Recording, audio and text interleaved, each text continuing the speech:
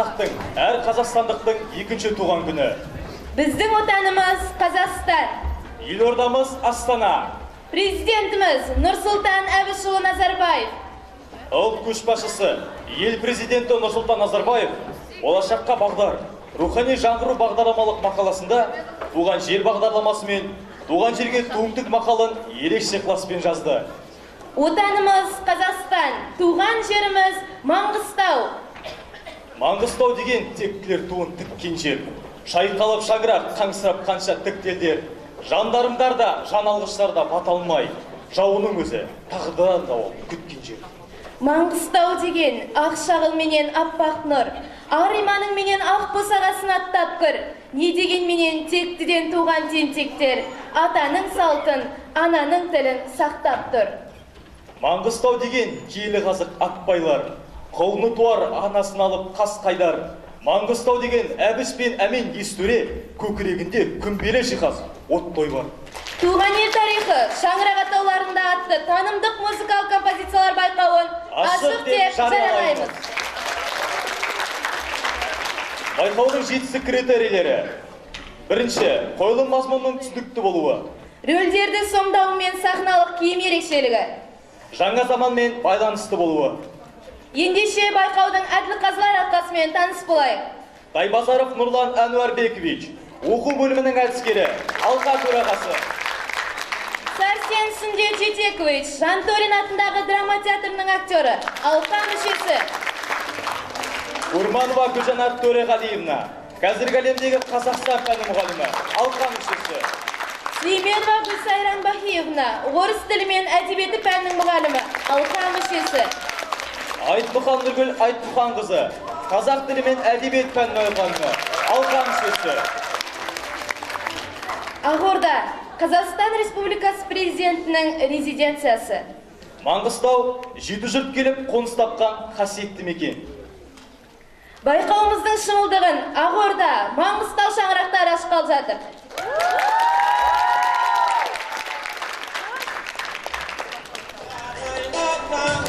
Ақорда, ел дамуының жаңа философиясының асқақ бейнесі.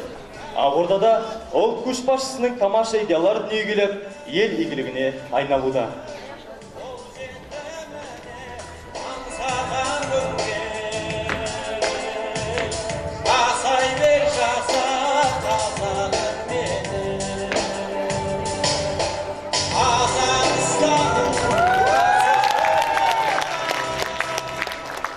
Ел тағдыр шешілетін орынның Ақорда деп аталу себебі 14 ғасырдың екінші жартысында күшейіп, Алтын Ордаға айналуды көздеген оқиғадан мәңгілік ел идеясын жүзеге асыру мақсатынан туындаған.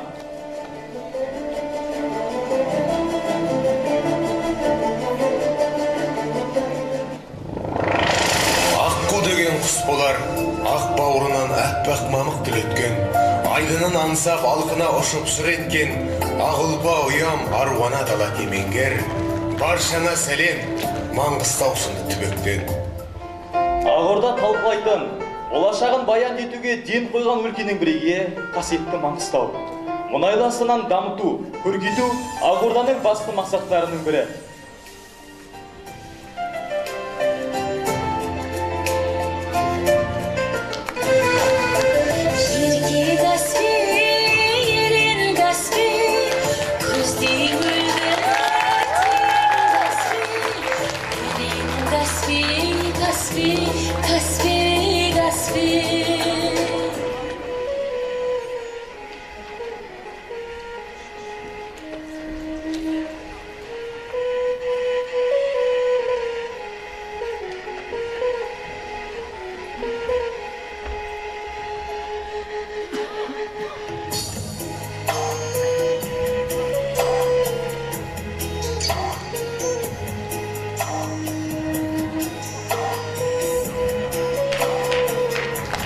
Адамдар мен халықтардың арасындағы жарастыққа қызмет ету, менің суреткерлікте, азаматтықта парызым деп, өзіне борыш жүктеген Әбіш Кекілбаев, қазақ халқы мен қасиетті Маңғыстау туралы тамаша туындыларды дүниеге әкелді.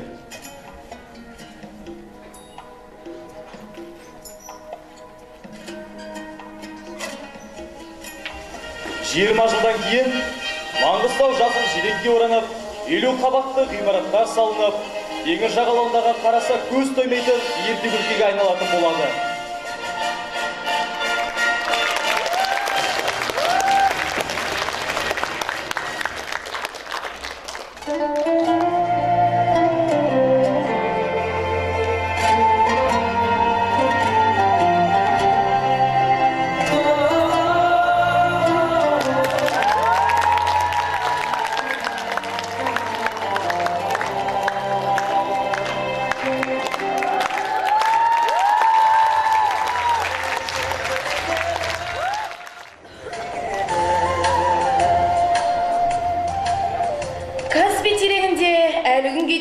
ежелгі өркениеттің іздері жатыр.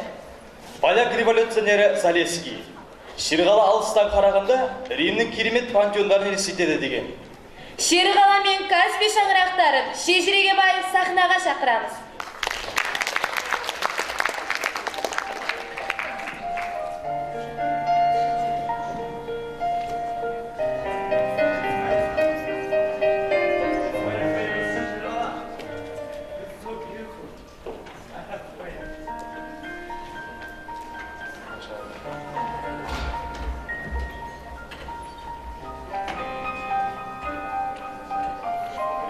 Қойныңа батырлар көмілген, мәрмәрдай сүлдерім тұр әлі. Шерғала шер жұтып өлібен, сен жайлы көп аңыз тірәлі.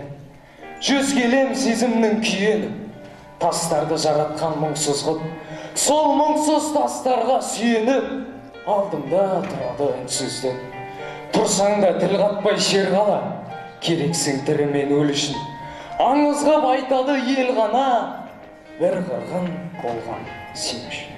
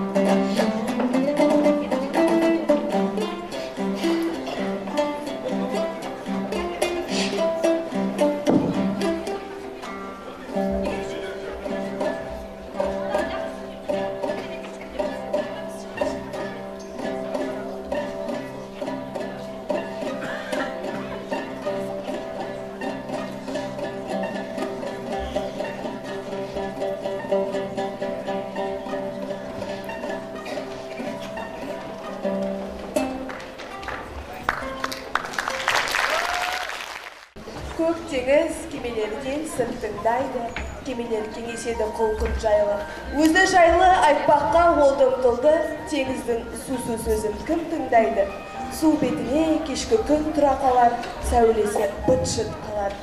Кетті алыстап теңізден мұнай іздеп, етігімен су кешкен мұнаралар. Көк Каспий түк түсінбес ақымағым, тереңіне батам да отырамын. Қара мұнай байлықтың төсіп бедері, саған қара қайғы болып көшкен еді. Астап жарқыраған шаттың жолы болса істереді. Толқынға толқып келген күндер есте, оның бәрі айналды мың желеске. Қызыл балық қып-қызыл күнге айналып, адамдардан қашады күнде кешке.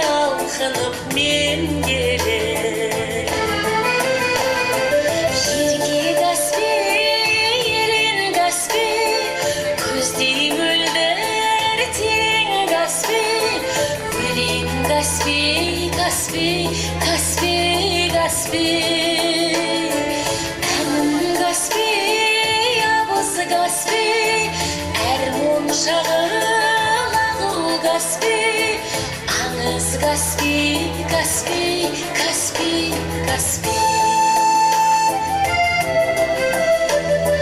Судың сүмбіле шашындай, толқының жатар езі.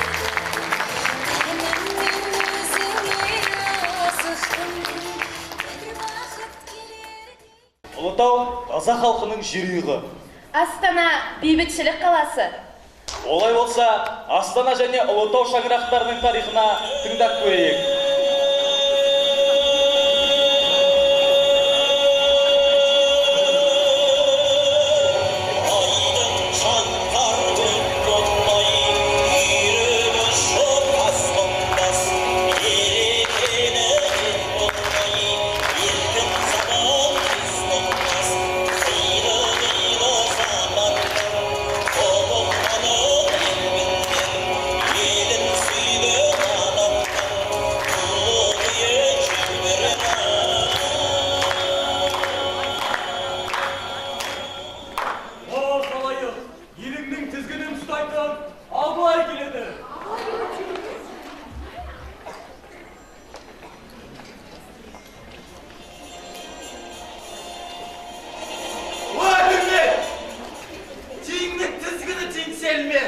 Еркіндік жолы елестір, бақыттың жолы бәсеке, азаттық жолы азаптың, түземсің әлеумет.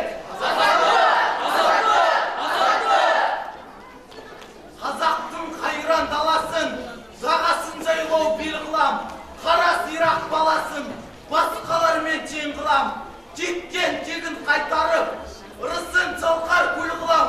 Осы жолда әлеумет, тайқып кетсем саған сен, тайсалар болсам маған сен, еремсің әлеумет. Ендеше халқым, атқа қон, туың тұста, құдайыңызды бастасын, арман асқақ, ақ жолға.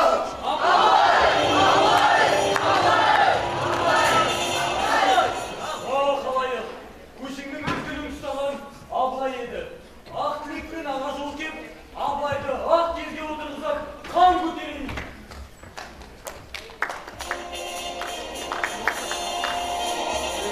Алланың алдында, қалың елім халқымның алдында, Абылай басым хан болып, көтерілген орданың мейманасын тастып, ұлы Тұран даласының бірлігін келтіріп, қазақ деген халықтың рухты елекенін төрт күл дүниеге паш етуге ант еттім. Абылай хан! Абылай хан! Абылай хан! Абылай хан! Абылай хан! Абылай хан! Абылай хан!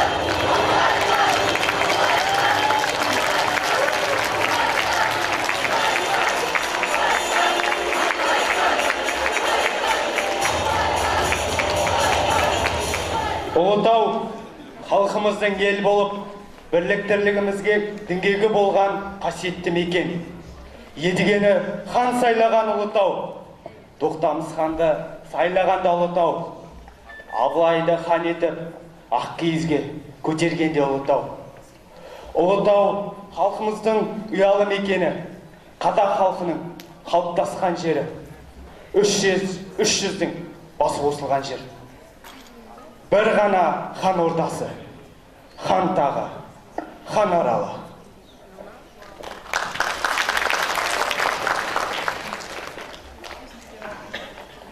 Ғасырлар бойы ата-бабамыз аңсаған тәуелсіздік таңы атты.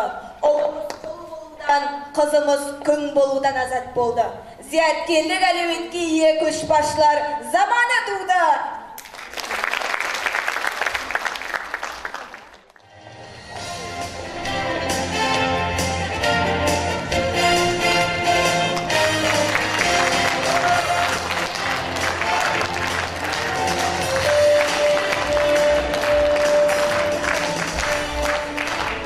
Астана, ұлтымыздың орындалған арманы. Біз сол армандардың бір бөлшегіміз. Астана, менің сан жүздеген армандарыма қанат бітірді.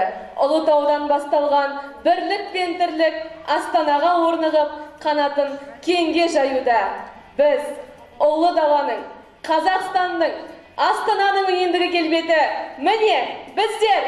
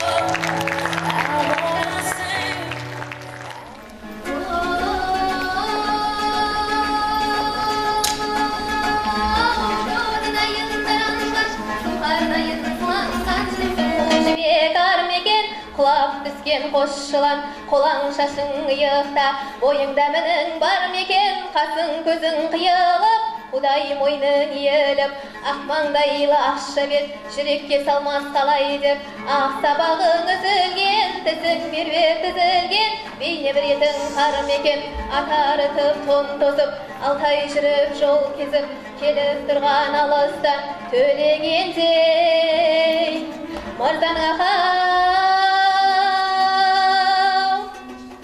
арманы сірі бар мекен ая.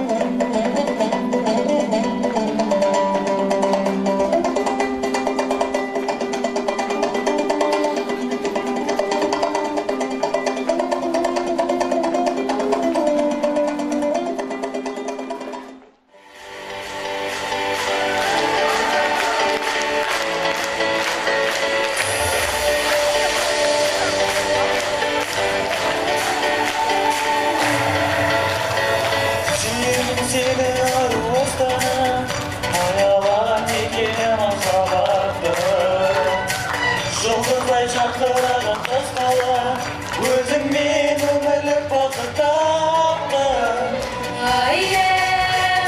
Оңтүстікпенен батыстан, солтүстікпенен шығыстан,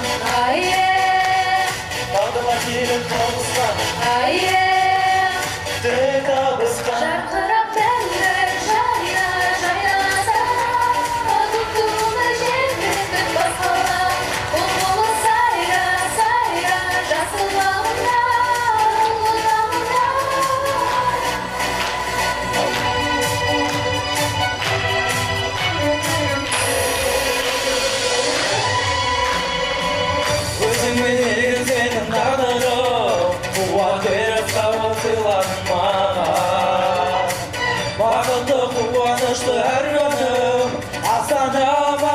қалықтаған оңтүстік пенен батыстан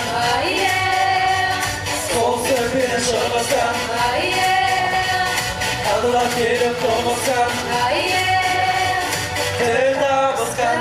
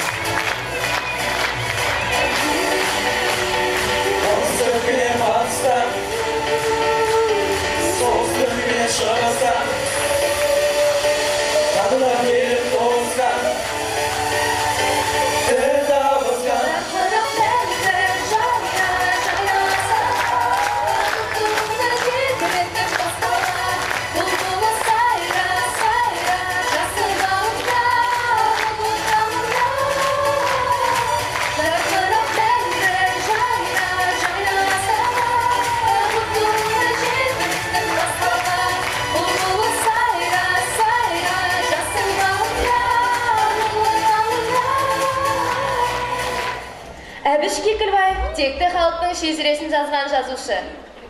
Қашаған Күржіманлы, Махамбет Сарындас Ақпа ақын. Ендеше Әбіш ата қашаған жырау шаңырақтарын сахнаға шақырамыз.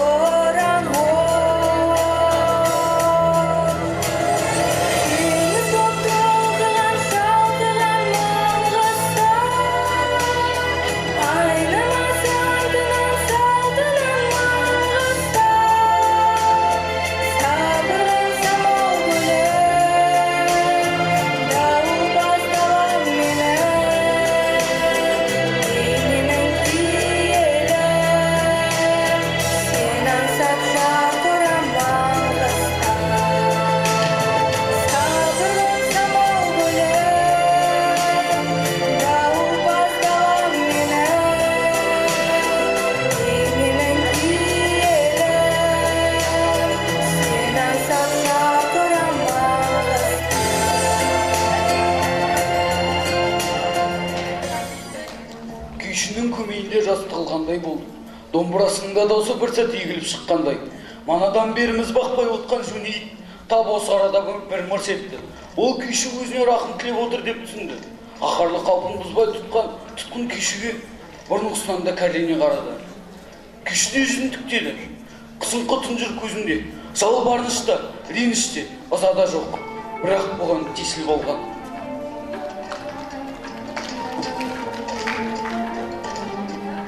Тасбақаның шүгі, сәуірдің 3-10 күндігіндегі екінен соққан дауыл тасбақаның дауылы деп аталып кеткен. Өйткені қыстай жер астында ұйқыда жатқан тасбақа осы тұста жер бетіне шығады. Егер де тасбақаның үстіне жамылған ылғалды топырақ көп болса, онда ылғалы мол болады деп қуанады. Тасбақа шөппен қоректенеді. Кейбір тасбақалар жерге шыққанда аузына шөп түсіп шығады. Сәті түсіп, бұны көріп қалған адамның жолы болады. Ойлаған ойы орындалады деп халқымыз ырымдап отырған. Сіздерге де осындай тасбақаның кездесуін тілеймін.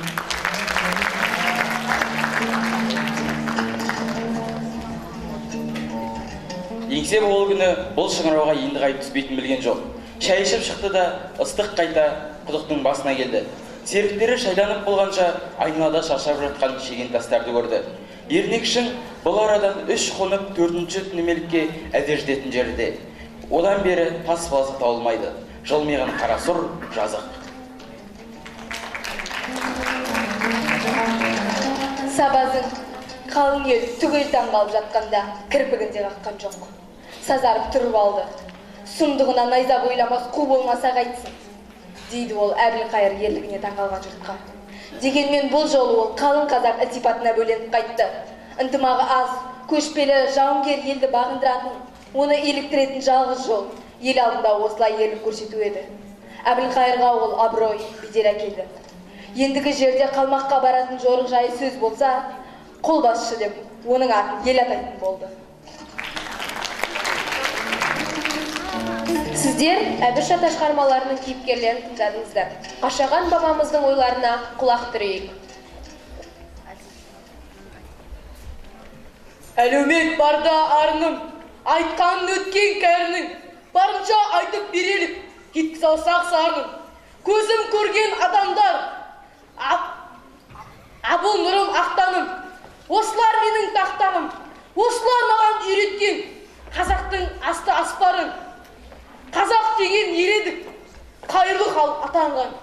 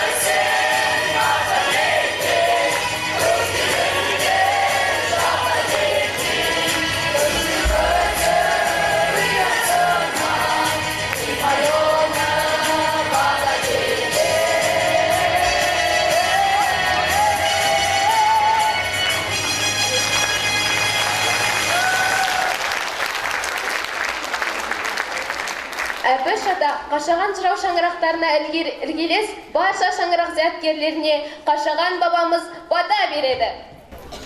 Ал әмірлер, оң жай. Әуелі Құдай есенет, жерен шидей шешенет, атым тайдай көсемет, абыз әбіштей ақынет, Ибрахимнің басын берсін, Сүлейменнің тағын берсін. Қыдыр құсы қонсын басына, жортқанда жолың болсын, жолдасың қыдыр болсын. Биік болсын жұлдызың, бақытты болсын ұл қызың, ас иесі байсың, бар ойлаған арманың, жақсылыққа сайсын. Әмин.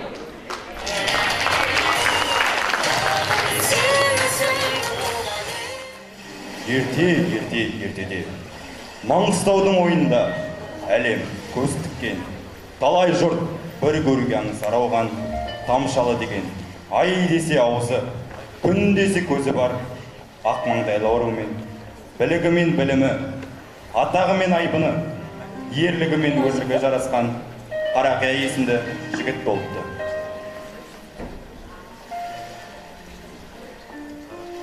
Беу қалқам, тал бойыңда бірмін жоқ, тұнып тұрған тазалықпен мөлдірлеп.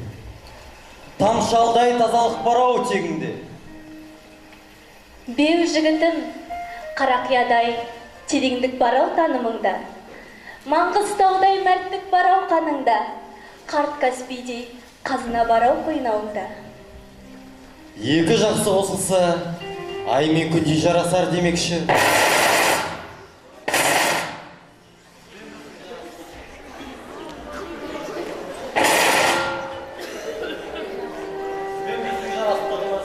Тамшалдай тазалықпен басталып, Қарақиядай тереңдікке ұласса деймін. Тартсаң түгінен май шығатын, талабынан мұнай тамшылаған Қарақия май. Мен сенен терең еңбекті көремін, тылсымдықты танимын, болашаққа бағдарымды көремін. Сізден мөлдір тамшы болса, бізден мұнайдың тамшы. Ағар құлақ басына тұнады, демекші, ескелең ұрпаққа білімнің қайнар көзі, тұнықтықтың тамаша үлгісі болғайсың, тамшаларым.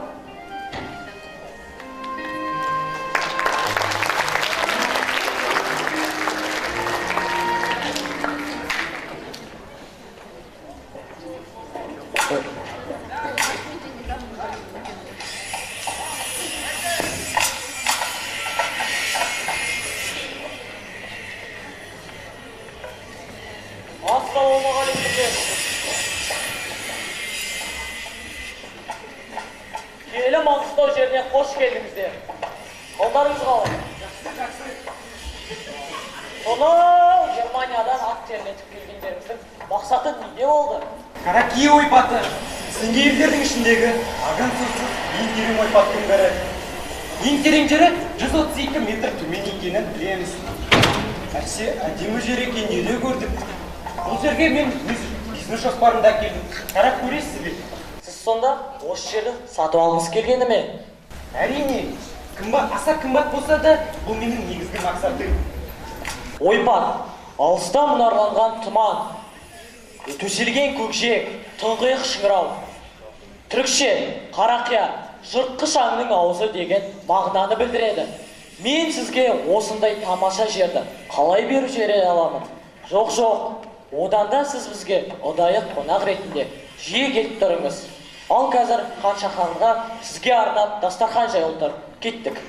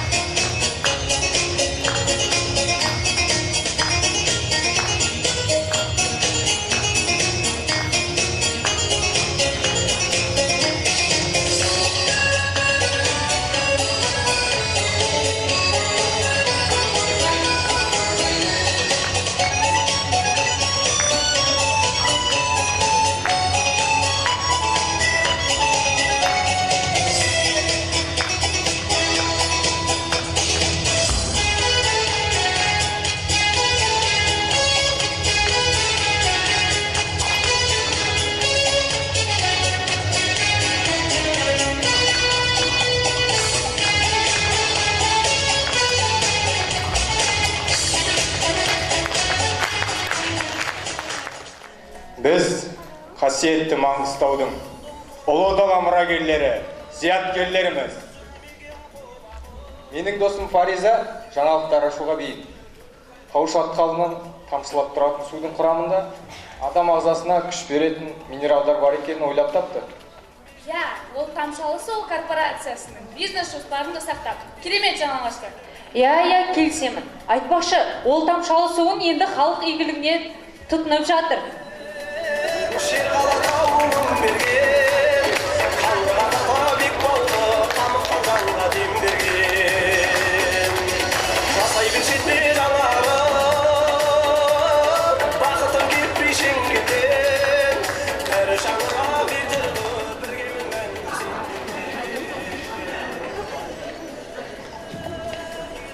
Ей жолдастар, айтпақшы өткенде келген инвесторлардың бетін қайтарғанымыз дұрыс болды. Дұрыс айтасың, Рауан. Қарағияны беріп берсек, мынау айлық солардың қолында кетер еді. Қарағиядан осыншама мол мұнай қоры табылады деп кім ойлаған? Дұрыс айтасың, Али. Дұрыс айтасың, Али. Сөзің жаны бар екен. Ата-бабамыз найзаның ұшымен, білектің күшімен сақтап қалған жеріміздің берері мол шығар. Кім біледі?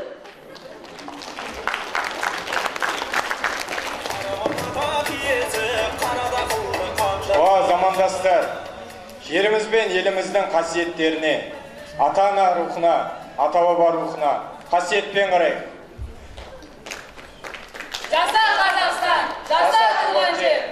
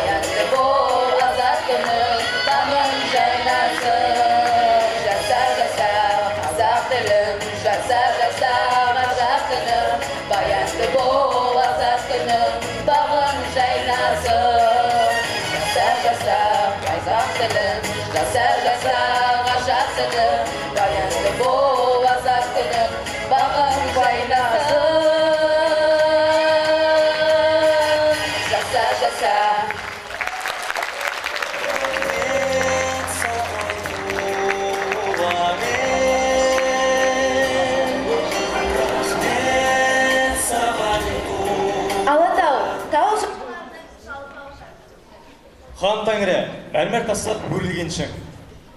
Алатау хан тәңірі шаңырақтары биіктік туралы туындылармен сахнаға келеді. Қарсы алыңыздар.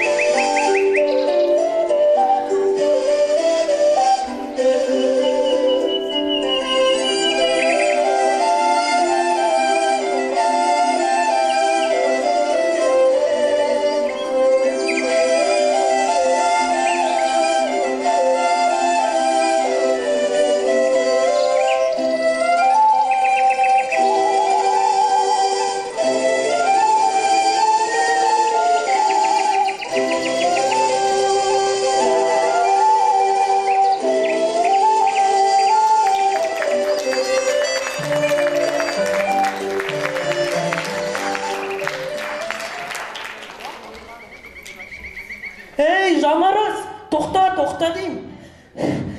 Сенмен жүгіре беріп шаршап кеттім. Кел одан да өзіміздің ұлттық ойынымыз асық ойнайық. Қане, бер сақаңды. Қазір көресің, мен сақам бірінші тұрады. Көрдің ғой, мен бірінші. Алат.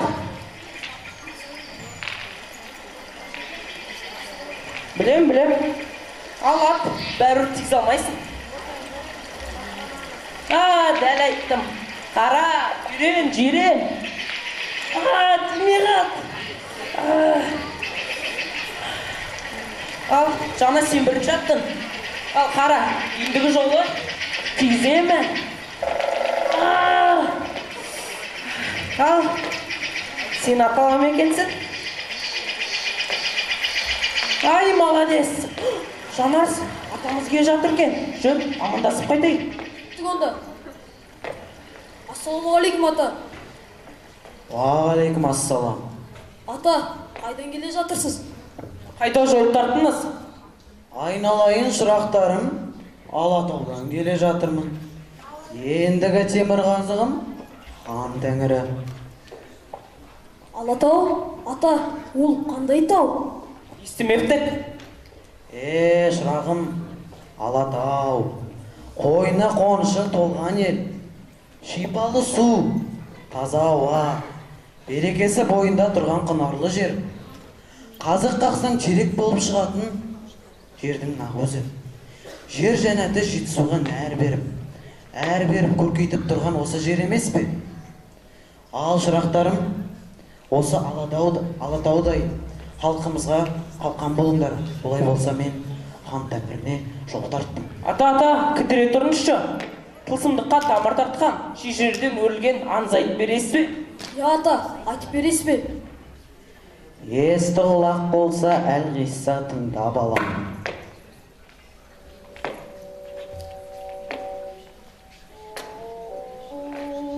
Ал, бастаңыз, ата.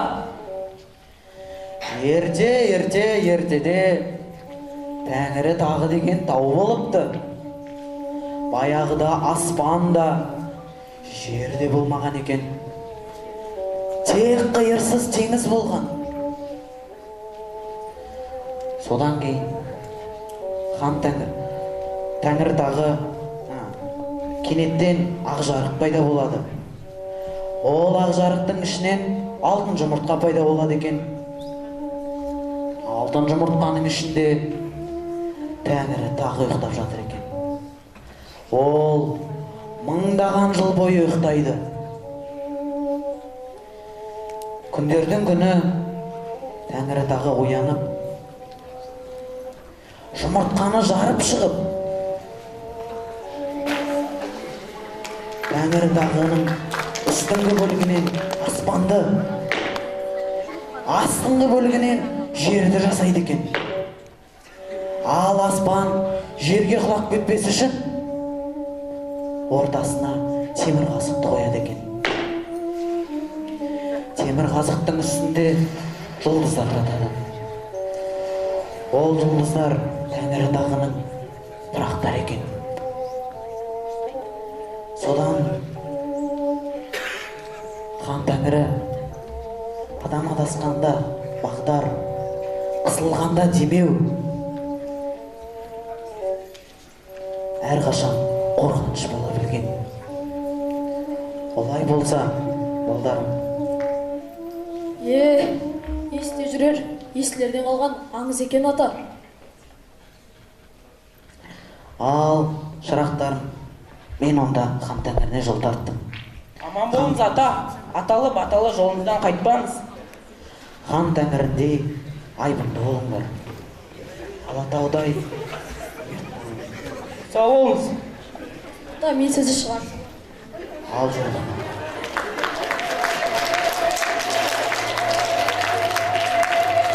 Бұл аңыз жүрегіме ерекше нұр құйды. Санам сөйленіп, тіркесті шумақтар туындап жатыр. Хан Тәңірі, хан Тәңірі, хан Тәңшанның жүрегі, хан Тәңірі, көк аспанның тірегі, хан Тәңірі, көп жасаған қария, хан Тәңірі, жер жүзіне жария, хан Тәңірі, жүрегі тас, хан істер, хан Тәңірі, лебі боран, демі жел, хан Тәңірі, қабағынан қар жауған, хан Тәңірі, балағынан қан тамған, хан Тәңірі, бұлт жамылып мұз күйген, хан Тәңірі, көкті құшып күн сүйген, хан Тәңірі, жерге басын имеген, хан Тәңірі, көк әлемін билеген, хан Тәңірі, қаһарынан қайтпаған, хан Тәңірі, ешкімге сыр айтпаған, хан Тәңірі, ешкімге бой бермеген, хан Тәңірі, еш бағынып көрмеген, хан Тәңірі, бағын басқа серт қылған, хан Тәңірі, қарсылассаң мерт қылған, хан Тәңірі, күнге ғана табынған, хан Тәңірі, хабар алған сағыннан.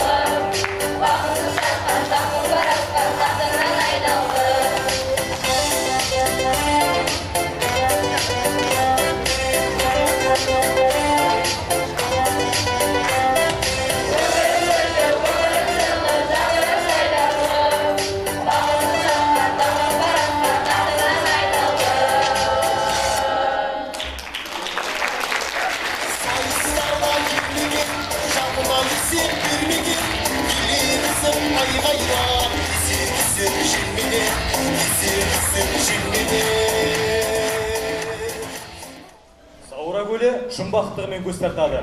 Отпантау Маңғыстаудың ең биік шоқысы. Ал Бәйтерек болса, бейбіт өмір мен келісімнің аймағы. Ендеше сахнамызға Саура, Отпантау, Бәйтерек шаңырақтарын шақырамыз. Ел қораған ерлердің табан еті мен маңдай терінің ізі қалып, жүректеріндегі ар мен намыстың, елдіктің рухы сіңген жер. Бабаларымыздың ұлы даланы ұрпаққа аманаттап, аман есен тапсыруының қадағалап, Атқа қон, сегіз арыс адайым, ата қозы, ер шотан, балуан яз, шоғы батыр. Мен. Анау Бәйтеректі көріп тұрсыңдар ма? Мына халықты көріп тұрсыңдар ма? Анау Бәйтеректің басындағы тұтастықты ұстап тұрған алтынияны аман сақтап қалу сендердің парыздарың. Сендерге аманат батырларым. Ынтымақтықтың, бірліктің, тұтастықтың ұран оты жағылсын. Ұран оты тектен тек жағылмайды. Көзі барлардың көзінен, сөзі көптердің сөзінен сақтайды. Ал шығыңдар батырларым ортаға.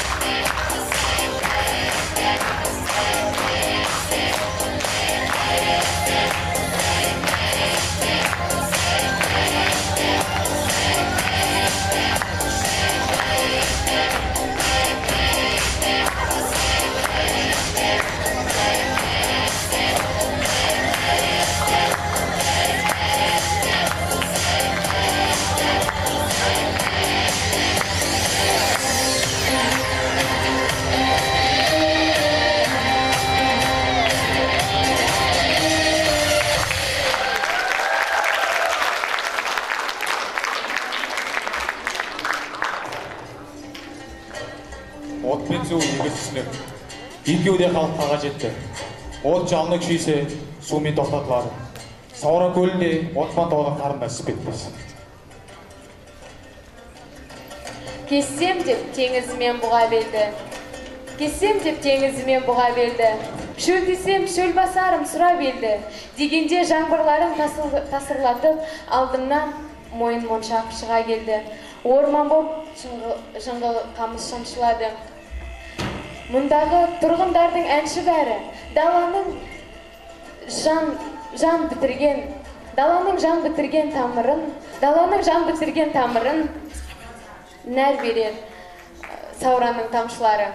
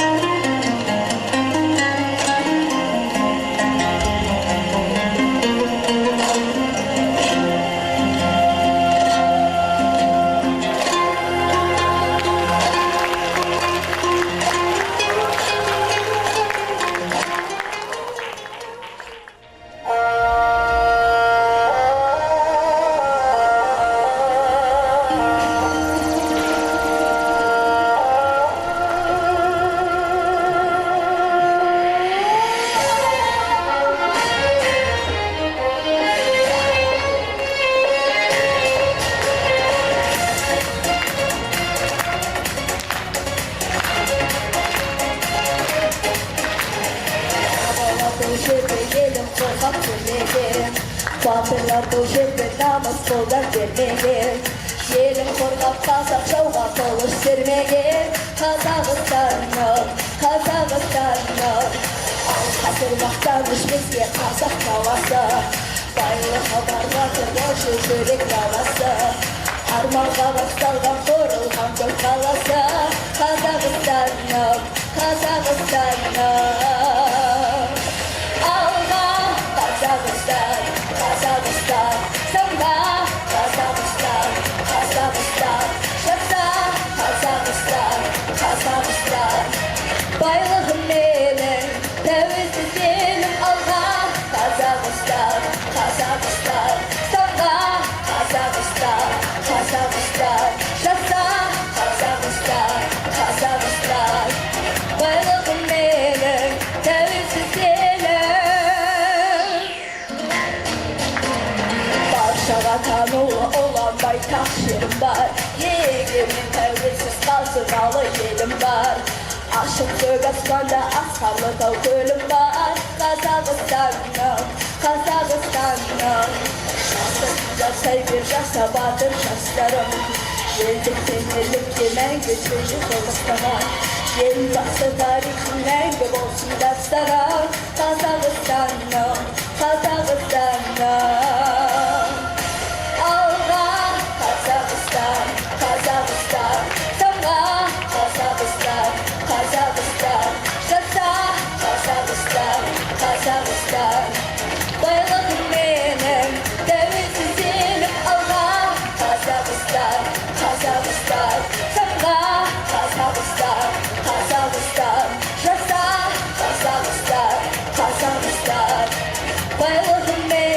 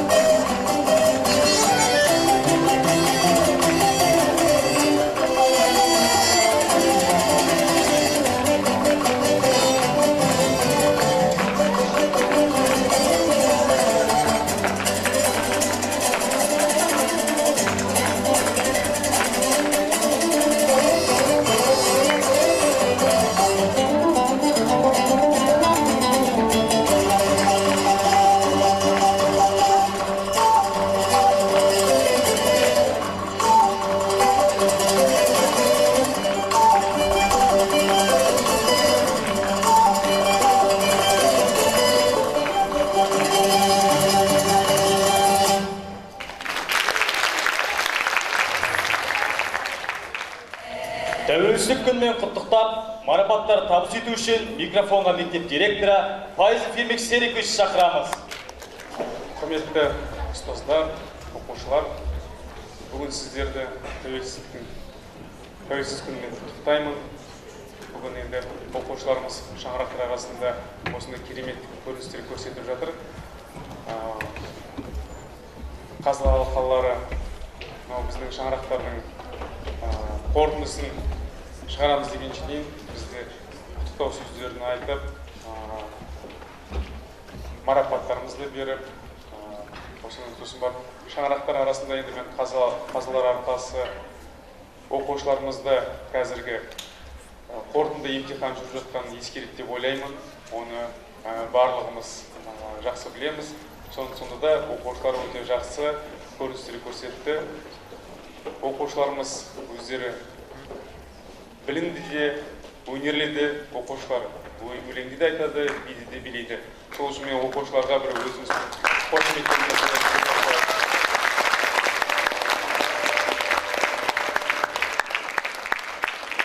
қарағанда екі шаңырақтан шығып жатыр. Екі шаңырақ дегенде сол 4 сыныптың оқушылары осындай көрініс көрсетіп жатыр. Енді тәуелсіздік күніне келетін болсақ, 16 желтоқсан тәуелсіздік күні, бұл біздің елімізде ерекше күннің бірі. Мынау тәуелсіздік алған күннен бастап 26 жыл өтті. Осы жылы 26 жылдық тойлап жатырық. 26 жылдың ішінде еліміз үлкен нәтижелерге жетіп жатыр. Осының нәтиженің басты себептері осы халқымыздың ауызбіршілігі. Елімізде көптеген ұлттардың, конфессиялардың бір шаңырақтың астындағыдай тату өмір сүріп, осындай үлкен жұмыстар жүргізіп жатыр. Және осындай өскелең ұрпақты тәрбиелеп өсіріп жатқан біздің мұғалімдеріміз, ұстаздарымыздың арқасында осындай жас ұрпақтар еліміздің көркеуіне атсалысады деген кәміл сенеміз. Еліміз мың жасасын, жастарымыз мықты болсын, еліміз өркейе берсін. Тәуелсіздік күні құтты болсын тағы. Республикалық зерттеу жұмыстары мен шығармашылық жобалар зерде конкурсының мектепшілік кезеңі жеңімпаздары марапатталады. 7-ші B сынып оқушысы Идрейсов Ғалымжан. 7-ші B сынып оқушысы Өмірзақ Ернат. 7-ші D сынып оқушысы Нұрлан Аружан. Есірткісіз есті әлем атты драма ұжымдарының облыстық байқаумен 11-ші B сынып зияткерлері 3-ші орын және 45 мың теңге қаржылай сыйлыққа ие болды. Байқау сценарийінің авторы Дайрабекова Сәулет 11-ші B зияткерлері.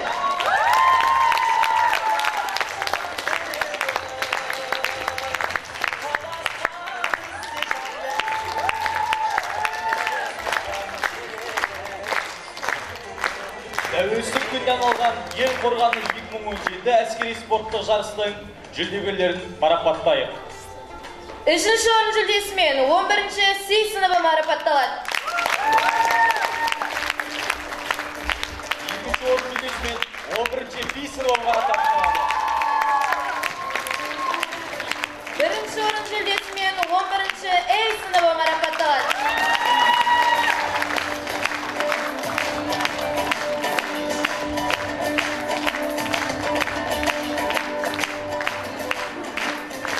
Мерген Атқыш, 11-ші C сынып оқушысы Маскутов Ноя марапатталады.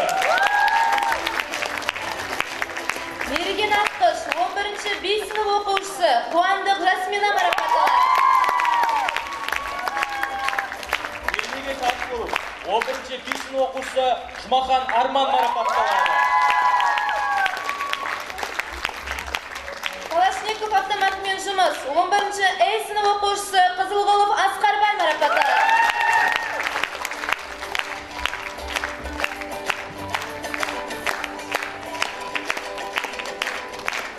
Калашников автоматымен жұмыс 11-ші А сынып оқушысы Жақсыбек қызы Нұрғайса марапатталады.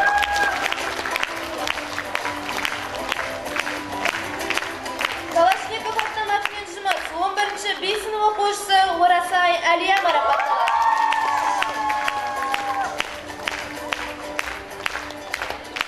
Ақтау қаласында химия биология бағытындағы Назарбаев зияткерлік мектебінің құрмет грамотасымен Хамидова Елизавета Бесеновна физика пәні мұғалімі марапатталады.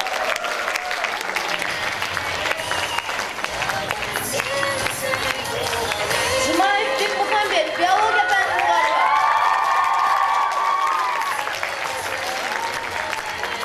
Ұнбаева Салтанат биология пәні мұғалімі. Оңдасын Биғожа Оңдасынұлы физика пәні мұғалімі.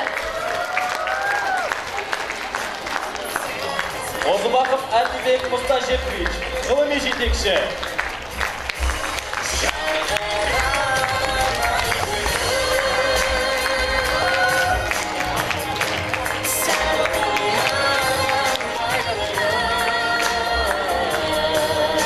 Ақтау қаласының Құрмет грамотасы, құрметті оқушылар, ұстаздар, кешегі өткен ғылыми жобаларды дайындаған ұстаздар, осы ұстаздардың оқушылары үшін республикалық кезеңге өтіп, ең жақсы деген көрсеткіштер көрсеткен.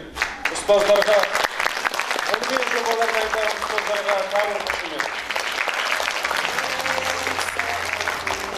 Ақтау қаласындағы химия биология бағытындағы Назарбаев зияткерлік мектебінің алғыс хатымен Хасанова Нұрбике Файзоллаевна физика пәні мұғалімі.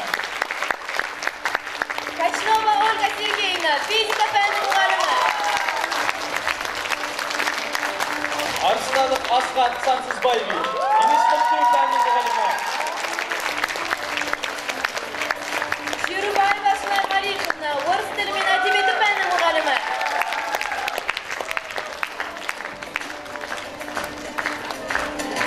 Алтаев Надия Рымтабекович қосымша білім педагогы, фольклорлық ансамбль жетекшісі.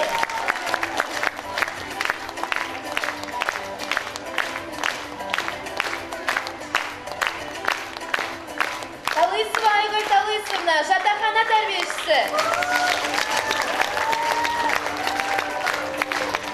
Әндіжанов Әлбек Мерекеұлы жатақхана тәрбиешісі.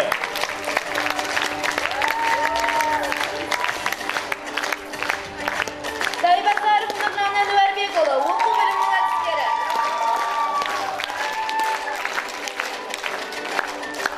Шатқан Согибі химия пәні. Бердібайқызы Әсел химия пәні мұғалімі. Жалғасбаева Шұлсай Аманхановна экономист. Есмелина Гүлмира Дәулетбаевна есепші.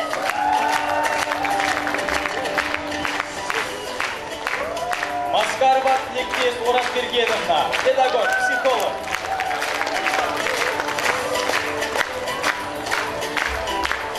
Бахитова Жанар Жүлбақыровна аға педагог, кітапханашы. Уредуратова Гүлшара Султановна медицина қызметкері. Хасанов Қасым Кисенбаевич мектептегі жөндеу жұмыстары қызметкері.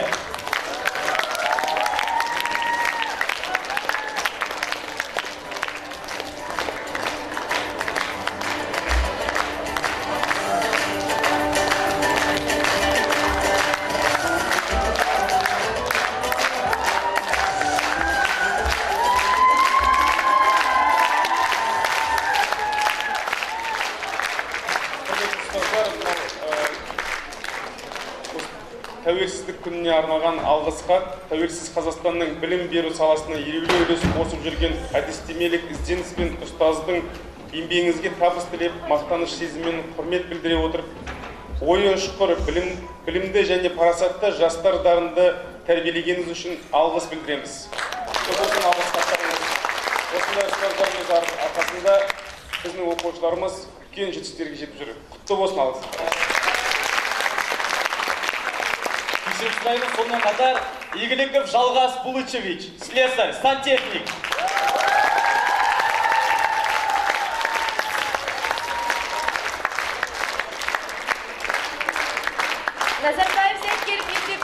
Дербес білім беру ұйымының алғыс хатымен Дауталиева Сания Айболатқызы марапатталады.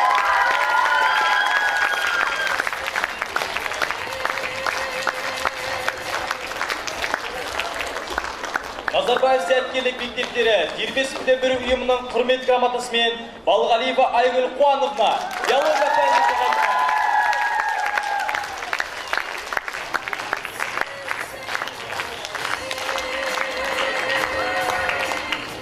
Маңғыстау облысының әкімінің алғыс хатымен Ауданов Мақсет Қалпақбаевич, математика пәнінің мұғалімі.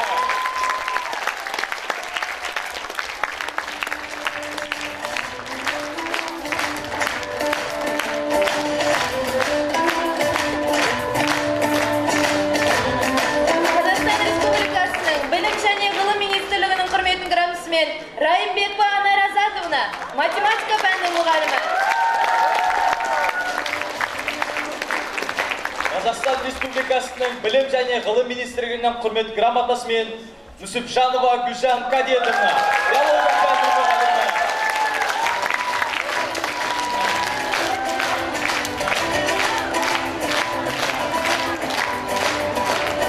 Үздік жыл психолог атты республикалық конкурсының жеңімпазы Тасанова Айгүл Тынышбаевна марапатталады.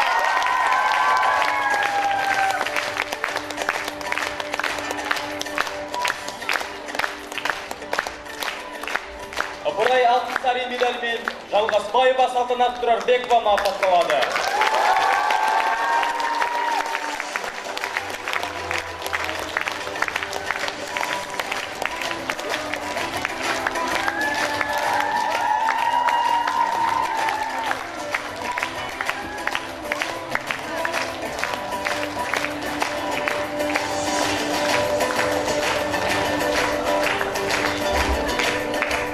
Құрметті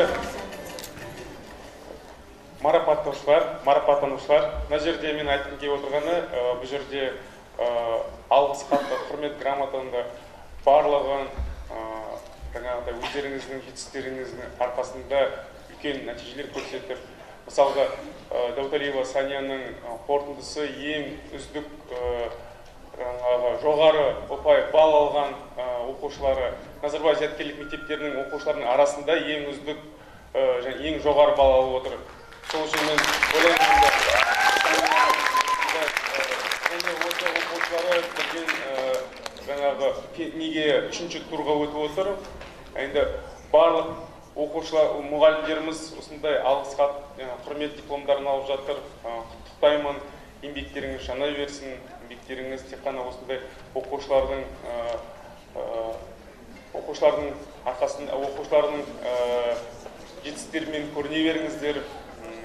Енді тәуелсіздік күніне арналған осындай марапаттау рәсімі өзінің мәресіне жетіп отыр. Барлық құрмет грамотасын, алғыс хаттарды, дипломдарды алған ұстаздарды, оқушыларды шын жүректен құттықтаймын. Еліміз аман болсын, жұртымыз тыныш болсын.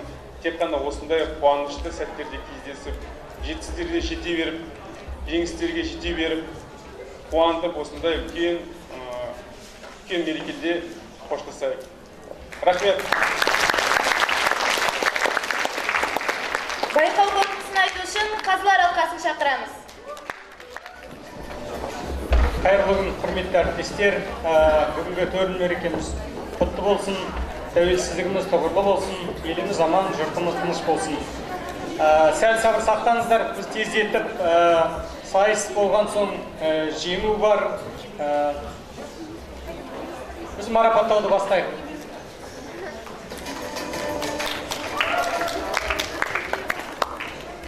Құрметті әріптестер, құрметті оқушылар, бүгін мына мерекеміз құтты болсын, тәуелсіз мемлекетіміз. Бұл тәуелсіздігіміз қандай ата-бабаларымыздың қандай еңбегімен, маңдай терімен, анау Әлихан Бөкейхановтың қандай ісімен осылай келіп бізге қандай қиыншылықпен келген тәуелсіздікті оқушылар, мына болашақ ұрпақтарымыз, мына сіздер егерде сол тәуелсіздіктің қандай қиыншылықпен келген жүректеріңізбен сезсеңдер, біздің Қазақстан мәңгілік осылай тәуелсіз мемлекет болып қалады. Бүгінгі мына зияткерлік мектептің оқушылары, бүгін мына қойымды көріп отырып, өте керемет. Мен сіздерді жақсы түсінемін. Осындай қандай қатты қиын, расписаниеміз қиын, уақытымыз жоқ сабақтан. Сонда да уақытымыз болмаса да осындай өнерді көрсету, осындай өнерді жасау, осындай өнерді шыңдап шығару, ол тек қана сіздердің ғана қолдарыңыздан келетін дүние. Уақыт болмаса да осындай өнерді жоғары бағалау сіздердің қолдарыңыздан келеді. Құттықтаймын оқушылар.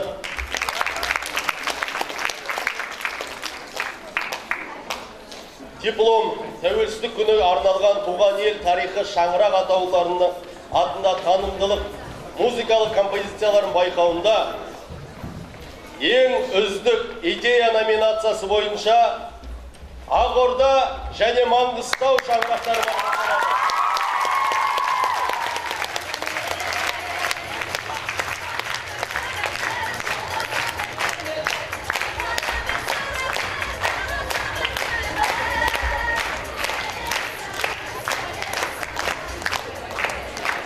Ең үздік сахналық декорациясы номинациясы бойынша Саура және Отпантау.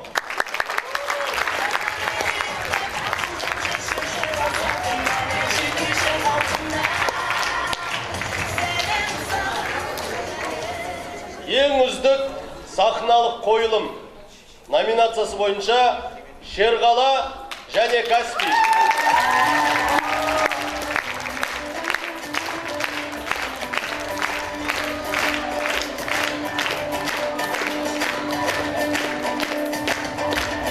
Ең үздік актерлік шеберлігі номинациясы бойынша Әбіш Ата және Қашаған жырау. Өте ерекше, өте керемет Қашаған атамыздың рөлін сомдаған үшін баламызға марапат.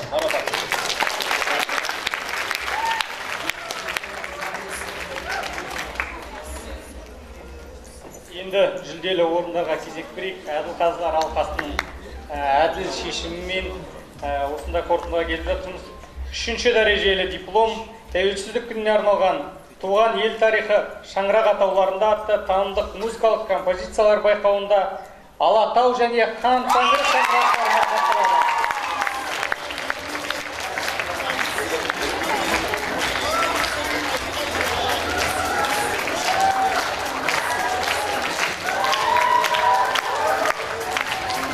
Дәл осындай тексті 2-ші дәрежелі дипломмен Тамшалы және Қарақия шаңырақтарына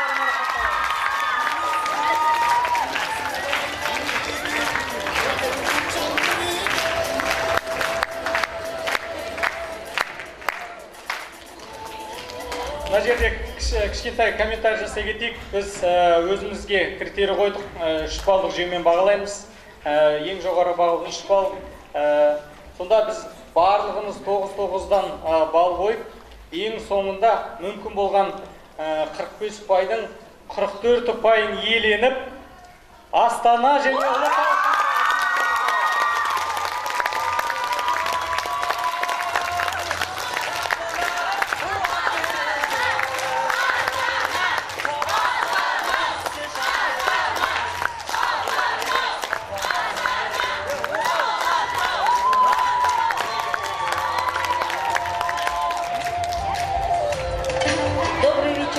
Уважаемые коллеги, дорогие наши ученики, родители, я вижу в зале родителей, с наступающим вас праздником.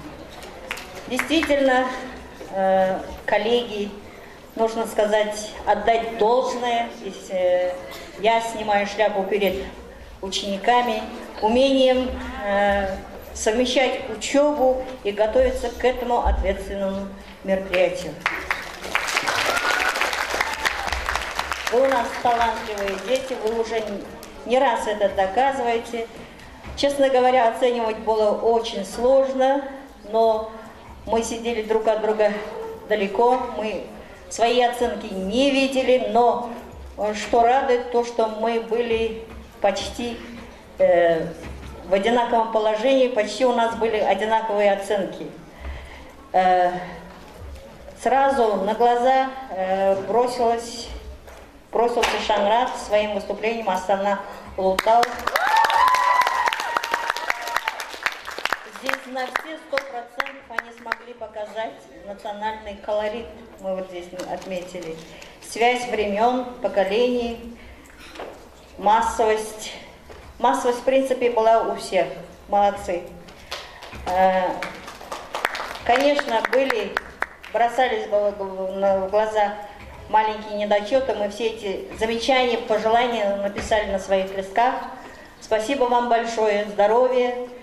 Мне лично было трудно оценивать, потому что в каждом шанараке участвовали ученики, которые учатся у меня. Но объективность сделала свое. Я думаю, что принципиально объективно я их оценила, и мое мнение совпало с мнениями коллег. Моя совесть чиста.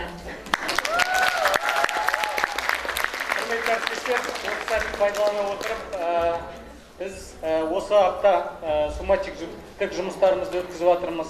Қарбалас апта, соның барлығына қарамай бізге осындай әдемі кеш сыйлаған барлық оқушыларға, олардың әрбір номердің жетекшілері бар арамызда, әншілерді дайындаған, хорды дайындаған әрбір көрініске кураторлардың үлкен еңбегі бар деп есептейміз.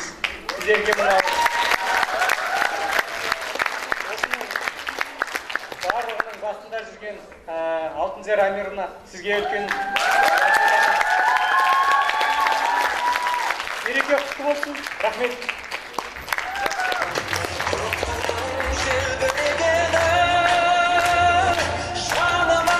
Туған ел тарихы Шаңырақ атауларында танымдық музыкалық композициялар байқауы өз мәресіне жетті.